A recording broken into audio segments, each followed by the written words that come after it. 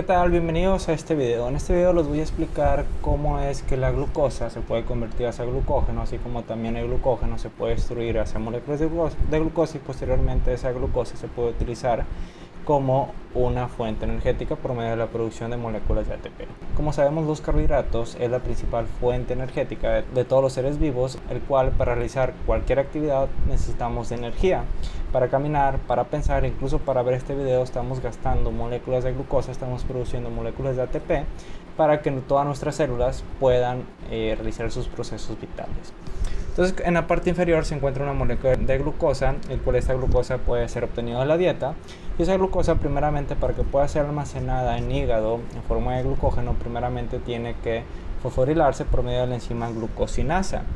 Esta enzima glucosinasa es en hígado y hay otra enzima que es la exocinasa que fosforila la glucosa de igual manera pero en músculo. Entonces en hígado la glucosa es fosforilada por medio de la glucosinasa para producir glucosa 6-fosfato y posteriormente por medio de la fosfoglucomotasa se convierte en glucosa 1-fosfato.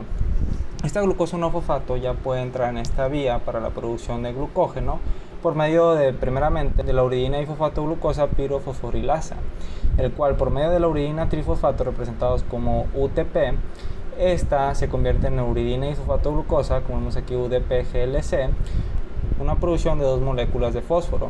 Entonces esta uridina difosfato glucosa por medio de la enzima glucogenina transfiere 7 moléculas de glucosa desde la uridina difosfato glucosa para producir el cebador de glucógeno.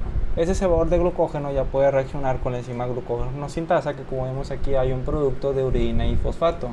Esta UDP se recicla de nuevo por medio de la nucleósido difosfosinasa para convertirse de nuevo en uridina trifosfato para que pueda seguir este proceso de la producción de glucógeno.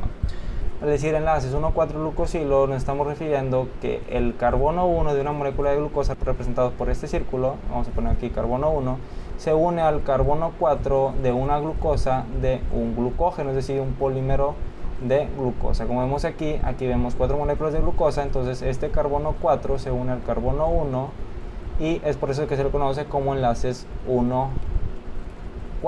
Entonces la glucógeno sintasa es lo que hace unir moléculas de glucosa desde el carbono 1 hacia el carbono 4 de las moléculas de glucosa contenidas en el glucógeno.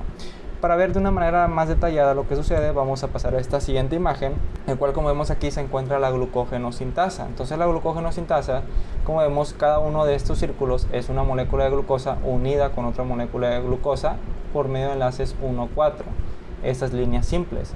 Entonces la glucógeno sintasa lo que hace es ir uniendo más moléculas de glucosa,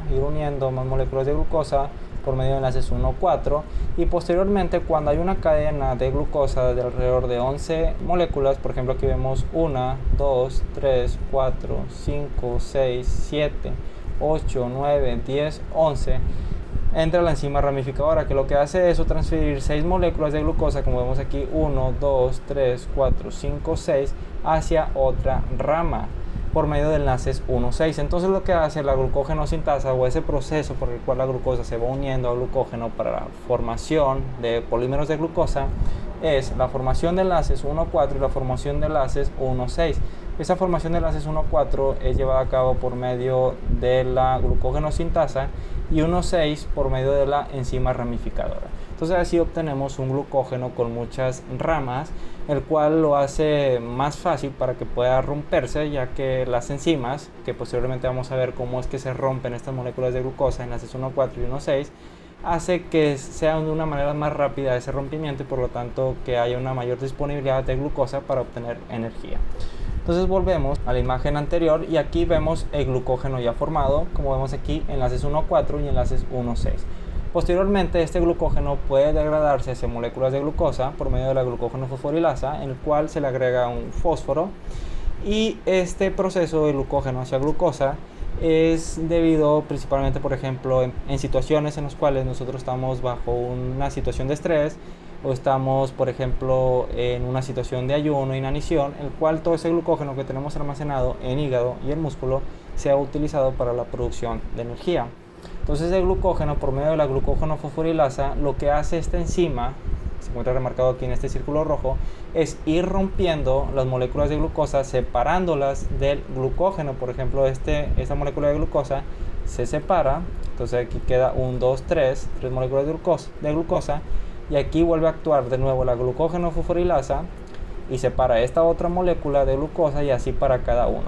Para verlo de una manera más detallada, vamos a esta siguiente imagen. Entonces aquí vemos una imagen muy parecida a la anterior, sin embargo el proceso contrario, es decir, la imagen anterior que teníamos estos círculos representados por cada uno de estos por una glucosa, estábamos explicando cómo es el proceso de la formación de glucógeno. Ahora vamos a explicar el proceso cómo es para la destrucción de ese glucógeno. Primeramente tenemos dos enzimas, una es la glucógeno fosforilasa, como mencionamos anteriormente, y otra es la enzima desramificadora. Vamos a poner aquí enzima desramificadora, representados como ED.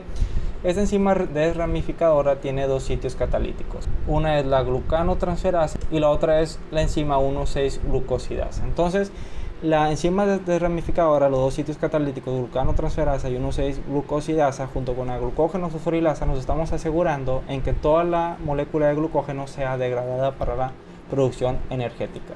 Entonces, aquí tenemos enlaces sencillos, es decir, que representan los enlaces 1, 4. Y tenemos estas líneas que forman una cruz, que son los enlaces 1, 6. ¿Okay? Tal como vemos aquí en la parte inferior, enlaces 1, 4 y enlaces 1, 6 cuando se encuentra esta línea en el medio. Entonces, lo que hace primeramente la glucógeno fosforilasa es ir rompiendo estos enlaces 1, 4, como vemos aquí. Y cuando quedan alrededor de 4 moléculas de glucosa, como vemos aquí, 1, 2, 3, 4, la enzima glucanotransferasa, que es un sitio catalítico de la enzima desramificadora, lo que hace es transferir estas 3 moléculas de glucosa que se encuentran dentro de esta línea punteada hacia otra rama.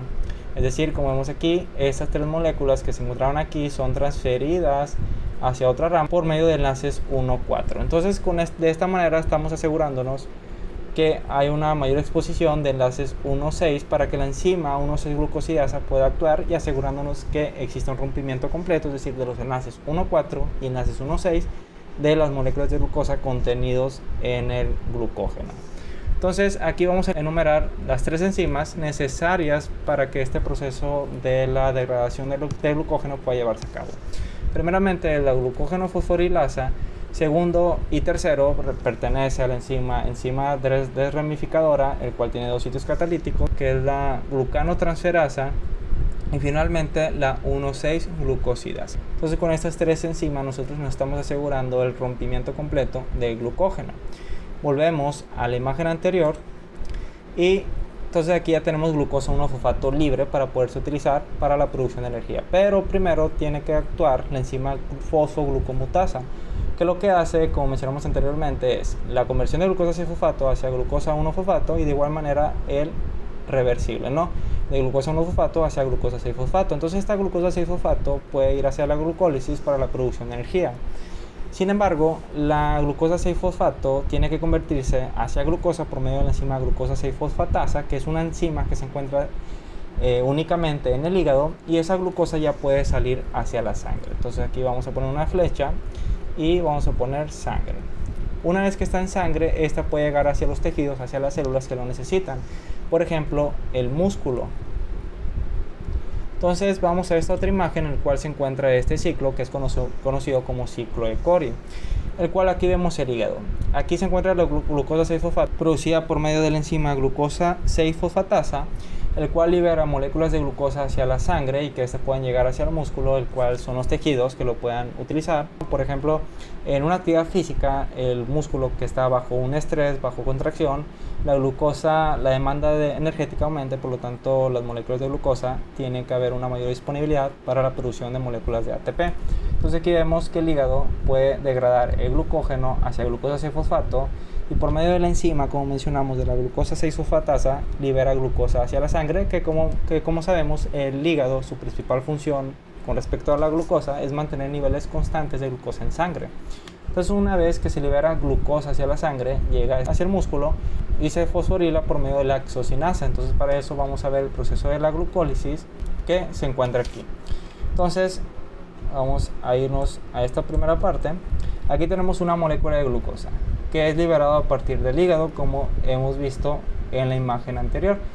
La glucosa se tiene que fosforilar por medio de la exocinasa. Al fosforilarla nos estamos asegurando que esa glucosa no va a salir de la célula, es decir, al agregarle un grupo fosfato, esa glucosa ya no va a poder salir de la célula y por lo tanto va a seguir el proceso de la glucólisis para que pueda producir energía.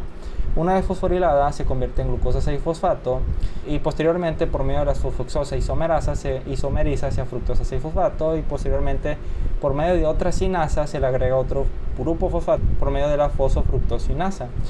Con esto nos estamos asegurando que posteriormente, debido a que la aldolasa lo que va a hacer es dividir la glucosa, o en este caso la fructosa 6-fosfato, en dos, es decir, un fosfato de hidroxiacetona y glicerido 3-fosfato, nos estamos asegurando que cada una de estas dos moléculas tenga un grupo fosfato, como vemos aquí, de color azul, este círculo.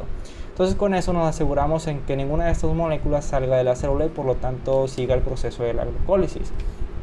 La molécula que se va a utilizar en el proceso de la glucólisis es el gliceraldehido 3-fosfato y por lo tanto el fosfato de hidroxiacetona mostrado aquí actúa por medio de la enzima fosfotriosa isomerasa para producir gliceraldehido 3-fosfato. Entonces por cada molécula de glucosa tenemos dos gliceraldehido 3-fosfatos.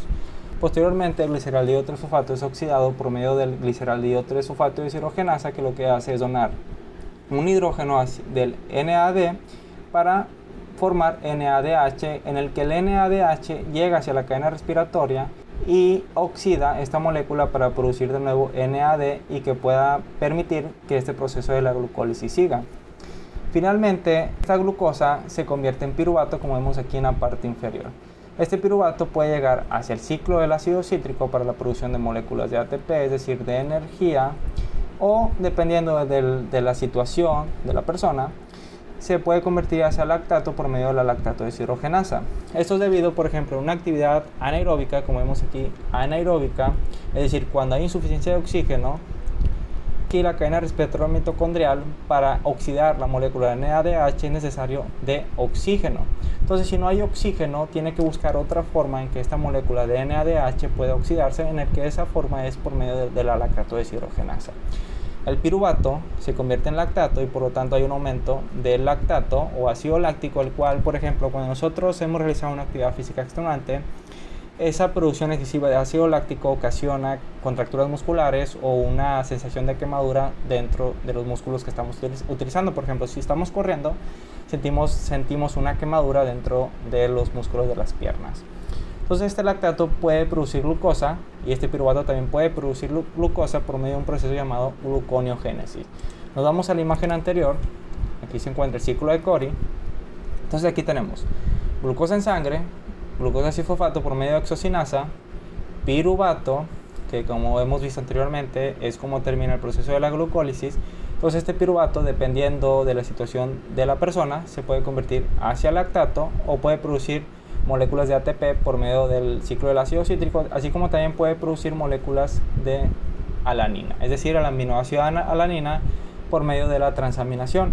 Entonces, primeramente vamos a explicar el de piruvato. El piruvato puede salir del músculo, viaja hacia la sangre, hacia el hígado, y como vemos este piruvato se convierte en glucosa 6-fosfato, en el cual este proceso es llamado gluconeogénesis, es decir, la producción de glucosa a partir de sustratos que no son glucosa. De igual manera, este piruvato se puede convertir en el aminoácido alanina por medio de transaminación y de igual manera viaja en la sangre hacia el hígado y por medio de transaminación se convierte en piruvato y finalmente en glucosa 6-fosfato. De igual manera esto se llama gluconeogénesis y finalmente el lactato también puede viajar hacia la sangre y este lactato se convierte en piruvato, glucosa 6-fosfato y se libera glucosa en sangre para que esta glucosa pueda ser utilizada por el músculo. Entonces el hígado se encarga de este proceso de gluconeogénesis, es decir, cuando hay una contracción aumentada, lo que hace el músculo es utilizar la glucosa que le suministra el hígado, que se encuentra en sangre. Entonces esa glucosa en el proceso de la glucólisis genera piruvato, puede generar lactato, así como también por medio de transaminación ese piruvato se puede convertir en alanina para generar glucosa. Entonces, como vemos, esta es la función de la glucosa, producción de energía. Primeramente, la glucosa se puede almacenar en forma de glucógeno, posteriormente ese glucógeno se puede degradar para la producción de glucosa libre que puede utilizarse como energía Y esa glucosa se puede convertir a piruvato, se puede convertir a lactato, se puede transaminar hacia la alanina con el propósito de generar más glucosa, satisfaciendo las necesidades energéticas del cuerpo. Si te gustó este video, apóyame con un like. Cualquier duda o comentario háganlo saber aquí abajo.